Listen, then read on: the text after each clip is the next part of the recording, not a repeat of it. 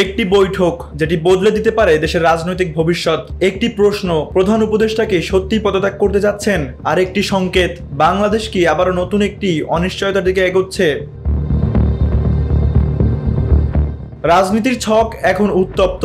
আন্দোলনের আজ, ব্যর্থতার চাপ, প্রশাসনিক স্থবিরতা, সব মিলিয়ে চারিদিকে শোনা যাচ্ছে চাপা গুঞ্জন। ক্রমেই বাড়ছে জনমনে উদ্বেগ। এই মুহূর্তে দেশের সবচেয়ে বড় রাজনৈতিক দল মুখোমুখি হতে যাচ্ছে সেই ব্যক্তির যিনি একসময় ছিলেন জাতীয় ঐক্যের প্রতীক। এখন তিনি নিজেই প্রশ্নবিদ্ধ। তার সিদ্ধান্ত কি আরো গভীর সংকট ডেকে আনবে, নাকি শেষ মুহূর্তে আবার ফিরিয়ে আনবেন স্থিতিশীলতা? শেখ হাসিনার পতনের পর দেশের ক্ষমতার শূন্যতা পূরণে গঠিত হয় অন্তর্বর্তী সরকার।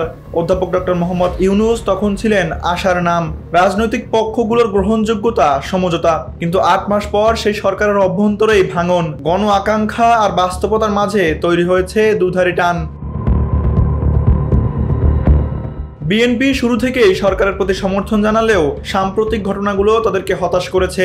জুলাই হত্যাকাণ্ডের বিচার স্থবির, বিতর্কিত উপদেষ্টার ভূমিকা প্রশ্নবিদ্ধ, আর সংস্কার প্রক্রিয়া যেন থেমে গেছে কোথাও।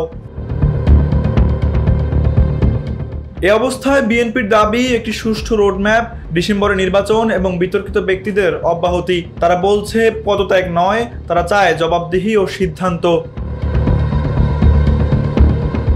অন্যদিকে সেনাবাহিনীর সর্বোচ্চ নেতৃত্ব ইতিমধ্যে বলেছে নির্বাচনের মাধ্যমে জনতার সরকার গঠনের এখনই সময়। নাগরিক সমাজও বলছে একই কথা। জামায়াত ও এনসিপি থেকেও এসেছে নির্বাচন চাওয়ার বার্তা। এই পরিস্থিতিতে অধ্যাপক ডক্টর মোহাম্মদ ইউনূস কি নিজের অবস্থানে অনড় থাকবেন, নাকি গ্রহণ করবেন এমন একটি সিদ্ধান্ত যা হয়ে উঠবে তার দায়িত্বকালীন অধ্যায়ের নীরব পরিসমাপ্তি?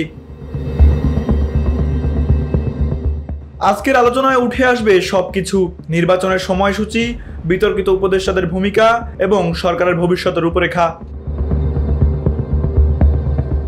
একটি বৈঠক যার পর হয়তো বদলে যাবে পুরো দেশের রাজনৈতিক গতিপথ, অথবা বাড়বে অনিশ্চয়তা, ঘনীভূত হবে সংঘাত। জনগণ অপেক্ষা করছে, আলো আসবে নাকি আবারও ঘনিয়ে আসবে অন্ধকার। তানভীর আহমেদ, এনপিবি নিউজ।